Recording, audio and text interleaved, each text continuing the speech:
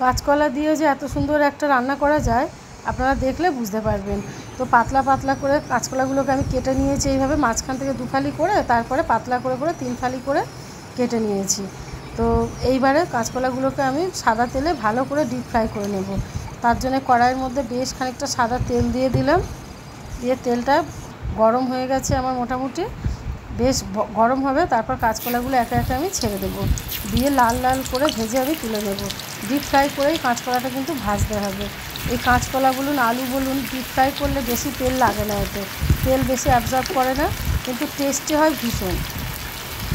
আলু বলুন কাঁচকলা বলুন এরকম সাদা তেলে ভেজে দিলে, তো ভাজার পরে রান্না করলে এটা রান্নার টেস্টটা দ্বিগুণ বেড়ে যায়।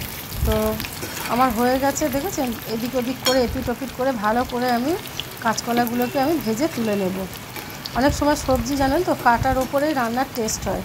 তো এরকম করেও রান্না করে দেখবেন, অনেকভাবে তো করেছেন। এইভাবে এদিকে আলু কেটে রেখেছি আমি পাতলা পাতলা করে, এই আলুটা কিন্তু এই কাঁচকলার তরকারিতেই যাবে। আর এদিকে একটা মিক্সিং জারে একটু গোটা জিরে, শুকনো লঙ্কা, টমেটো আর দিয়েছি আদা সাধারণত কাঁচকলায় যায় না, কিন্তু এই রান্নাটাতে আদা দিলে টেস্টটা ভালো হবে, সেই জন্যই দিয়েছি। এদিকে কাঁচকলা আমার ভাজা হয়ে গেছে, লাল লাল করে এরকম ভেজে আমি তুলে নেব। কিন্তু যেটা বলছিলাম, কাঁচকলা দিয়ে তো আপনারা অনেক তরকারি খেয়েছেন অনেক রকম, তো এইভাবে একবার রান্না করে দেখুন, নিরামিষ দিনে নিরামিষভাবে করে দেখুন, ভীষণ ভালো লাগবে। আপনারা রুটির সঙ্গেও খেতে পারবেন, ভাতের সঙ্গেও খেতে পারবেন। তো একে একে আমার ভাজা হয়ে গেছে, এতটা তেল আমার লাগবে না। এই তেলের মধ্যেই ভালো করে আমি আলু ভেজে নেব। আলুগুলোকে লাল লাল করে ভেজে আমি তুলে নেব।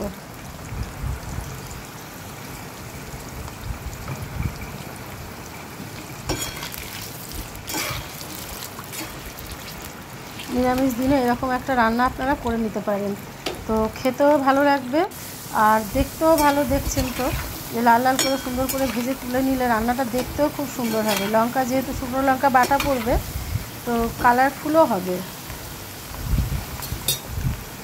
আলুটাকে খুব ভালো করে ডিপ ফ্রাই করে তুলে নিতে হবে।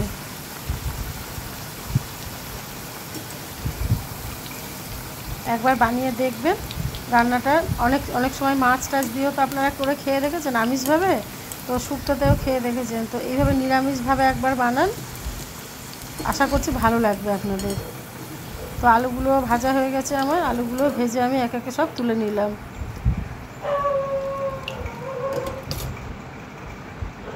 এবার অপর আর একটা কড়াই নিয়ে নিয়েছি, ওই যে সাদা তেলটা যে ভেজে রেখেছিলাম সেখান থেকে 2 হাতা মতো তেল কাটিয়ে আমি এই কড়াইটার মধ্যে দিয়ে দিলাম। অতটা তেলে যেহেতু রান্না করব না, তো সেই কারণেই দিলাম। 1 চুটকি মতো হিং আমি ফোড়ন দিলাম, যেহেতু নিরামিষ রান্না একটু হিং ফোড়ন দিলে ফ্লেভারটা খুব ভালো হয়। ওর মধ্যে দিয়ে দিলাম সেই বাটা মশলাটা, যে বাটা মশলাটা মিক্সিতে আমি করে রেখেছিলাম, বললাম আদা, শুকনো লঙ্কা, টমেটো আর গোটা জিরে যেগুলো বেটে রেখেছিলাম একটু জল দিয়ে সেটাই দিয়ে দিলাম। মিক্সির জারটাও ধুয়ে দিয়ে দেবো, যেহেতু ওর মধ্যে অনেকটা মশলা লেগে থাকে, তো সেটাও দিয়ে দিলাম।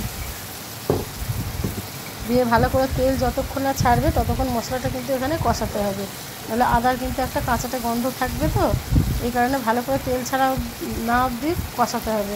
একটু হলুদ দিলাম, একটু নুন দিলাম,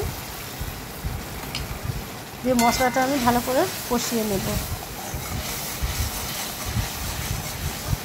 আমার যদি ভিডিওগুলো আপনাদের ভালো লাগে, যারা ফেসবুক পেজ থেকে দেখছেন তারা অবশ্যই লাইক কমেন্ট শেয়ার করে দেবেন, আর যারা ইউটিউব থেকে দেখছেন তারা নতুন হলে চ্যানেলটাকে সাবস্ক্রাইব করে দেবেন। আর রান্নাগুলো কেমন হচ্ছে অবশ্যই কমেন্ট করে জানাবেন। তো কাঁচকলার আলুটা যেটা ভেজে রেখেছিলাম সেটা দিয়ে দিলাম। যেহেতু ভাজা রয়েছে এই রান্নাটা কিন্তু খুব তাড়াতাড়ি হয়েও যাবে, বেশি দেরি হবে না, যেহেতু হাফ সিদ্ধই হয়ে আছে ভাজাতে। আলু কাঁচকলা তো খুব সফট জিনিস, এটা তেলের মধ্যে ভাজলে তাড়াতাড়ি সিদ্ধও হয়ে যায়। আলুটাও ওইদিকে ভেজে নিয়েছি, সেটাও সিদ্ধ হয়ে গেছে, তো বেশিক্ষণ লাগবে না রান্নাটা। আর 2-3 মিনিট মতো মোটামুটি আমি কষিয়ে নেব, নিয়ে এর মধ্যে দিয়ে দেবো জল। আপনারা চাইলে এরকম চাপা দিয়ে দিয়ে এটা কষা কষাও করে খেতে পারেন, আবার একটু গ্রেভিও করে খেতে পারেন। তো 1 গ্লাস মতো আমি জল দিয়ে দিলাম, এখানে গরম জলও ব্যবহার করা যাবে, আমি এমনি জলই দিয়ে দিলাম।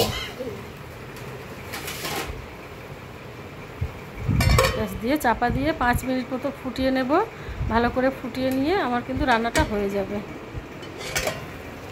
ব্যাস, একটুখানি অল্প গ্রেভি রেখেছি, যেহেতু ভাতের পাতে খাওয়া হবে কিংবা রুটি দিয়েও খাওয়া যাবে, তো এই কারণে দেখেছেন গা মাখা মাখা ঝোল হয়েছে। কিন্তু বেশি ঝোল ভালো লাগবে না, যেহেতু নিরামিষ তরকারি বেশি ঝোল হলে ভালো লাগবে না। দেখেছেন কাঁচকলা আলু দুটোই কিন্তু ভালোই সিদ্ধ হয়ে গেছে। এবার দেবো একটু গরম মশলা, গোটা গরম মশলা আমি ঘরেই মিক্সিতে আমি গুঁড়ো করে রেখেছিলাম, সেটা দিয়ে দিলাম। কেনা মশলার থেকে এই ঘরে এই বেটে রাখা মশলাটা ভীষণ ভালো নিরামিষ তরকারি ফ্লেভার দেবে। এই কারণে যে গুঁড়ো করে রেখেছিলাম আমি সেই মশলাটা দিলাম অ্যাড করলাম, সঙ্গে একটু সামান্য ধনেপাতা কুচিটা দিয়ে সঙ্গে সঙ্গে আমি নামিয়ে নেব, যাতে ধনেপাতার ফ্লেভারটা পুরো তরকারিটার মধ্যে থাকে।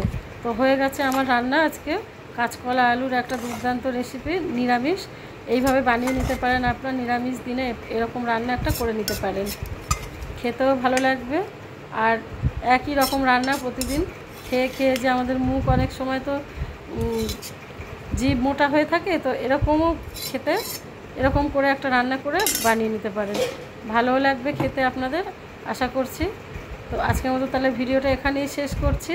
সবাই ভালো থাকবেন, সুস্থ থাকবেন আর সাবধানে থাকবেন। আর ভিডিওগুলো কেমন লাগছে অবশ্যই কমেন্ট করে জানাবেন।